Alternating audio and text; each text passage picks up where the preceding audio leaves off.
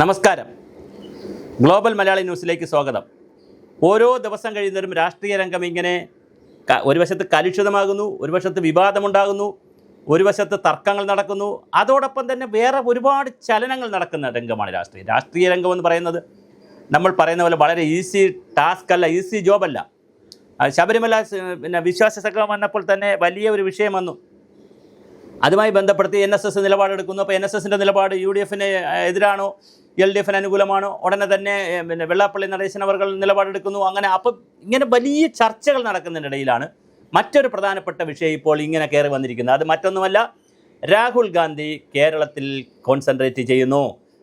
ബീഹാറിലെ തെരഞ്ഞെടുപ്പുമായി ബന്ധപ്പെടുത്തി ബീഹാറിൽ വോട്ട് ചാരിയെന്നും വോട്ട് ചോറെന്നും വോട്ട് കള്ള വോട്ട് നടന്നുവെന്നും അല്ലെങ്കിൽ നടക്കുമെന്നും വോട്ടേഴ്സ് ലിസ്റ്റിൽ പ്രശ്നമുണ്ടെന്നും വോട്ടധികാരി യാത്രയൊക്കെ നടത്തിയതിൻ്റെ ബാക്കി പത്രമായി ഹൈഡ്രജൻ ബോംബ് ഉൾപ്പെടെ പൊട്ടിക്കാനുള്ള സ്ഥലമായി കേരളത്തെ കണ്ടിരിക്കുന്നു. മറ്റൊന്നുമല്ല ലക്ഷ്യം.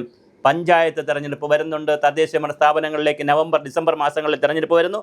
ആ തെരഞ്ഞെടുപ്പും പിന്നെ അത് കഴിഞ്ഞാൽ മെയ് മാസത്തിൽ അസംബ്ലി തെരഞ്ഞെടുപ്പ്. അപ്പോൾ കട്ടൺ റൈസറാണ് പഞ്ചായത്ത് രാജ് സ്ഥാപനങ്ങളിലെ തദ്ദേശഭരണ സ്ഥാപനങ്ങളിലെ തെരഞ്ഞെടുപ്പ് എന്ന് പറഞ്ഞാൽ കട്ടൺ റൈസറാണ്. അപ്പോൾ ആ കട്ടൺ റൈസർ കഴിഞ്ഞാൽ പിന്നെ മെഗാ ഷോയാണ് വരുന്നത്. അപ്പോൾ ഇതിനകത്തേക്ക് രാഹുൽ ഗാന്ധിയുടെ ഒരു വലിയ മുന്നേറ്റം കേരളത്തിലുണ്ടാവും. ഒരു കാര്യം വളരെ പ്രധാനമാണ്, അത് കോൺഗ്രസും UDFും ഇതുവരെ തിരിച്ചറിഞ്ഞിട്ടില്ല.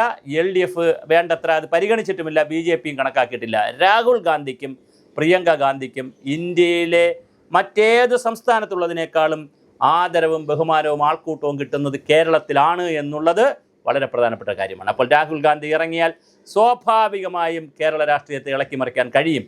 അത് വരാനുള്ള സാധ്യതയാണ് കാണുന്നത്. പഞ്ചായത്ത് തെരഞ്ഞെടുപ്പ് മുമ്പ്, തദ്ദേശഭരണ സ്ഥാപന തെരഞ്ഞെടുപ്പ് മുമ്പ് രാഹുൽ ഗാന്ധി കേരളത്തിൽ വോട്ടധികാരി യാത്ര നടത്താനുള്ള എല്ലാ സാധ്യതയുമുണ്ട്. അങ്ങനെ കേരളമാകെ യാത്ര നടത്തിയാൽ അത് കേരള രാഷ്ട്രീയത്തിൽ വലിയ ചലനമുണ്ടാക്കും.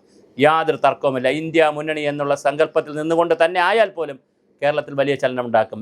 കോൺഗ്രസ് നോട്ടമിടുന്നത്, കോൺഗ്രസ് പരിപാടിയിടുന്നത് അതിലേക്കാണ്. തീർച്ചയായിട്ടും രാഹുൽ ഗാന്ധിയുടെ കേരളത്തിലെ വരവ് വലിയ പ്രതീക്ഷയായിരിക്കും കോൺഗ്രസിന് നൽകുന്നത്. UDFും കോൺഗ്രസും വലിയ തോതിലാണ് രാഹുൽ ഗാന്ധിയെ പ്രയോജനപ്പെടുത്താൻ പോകുന്നത്. അപ്പോൾ തീർച്ചയായിട്ടും രാഹുൽ ഗാന്ധിയുടെ വരവ് കേരള രാഷ്ട്രീയത്തെ ഇളക്കിമറിക്കും. അത് UDF രാഷ്ട്രീയത്തിന് വലിയ മാറ്റമുണ്ടാക്കുമെന്നുള്ള കാര്യത്തിൽ ഒരു തർക്കവും വേണ്ട. ഇന്ന് ഈ കാണുന്ന ബഹളങ്ങളെല്ലാം കെട്ടടങ്ങി രാഹുൽ ഗാന്ധി കേരളത്തിൽ വലിയ രാഷ്ട്രീയ മാറ്റം ഉണ്ടാക്കും എന്ന് തന്നെയാണ് രാഷ്ട്രീയ കേരളവും രാഷ്ട്രീയ ഭാരതവും ഉറ്റുനോക്കിക്കൊണ്ടിരിക്കുന്നത്.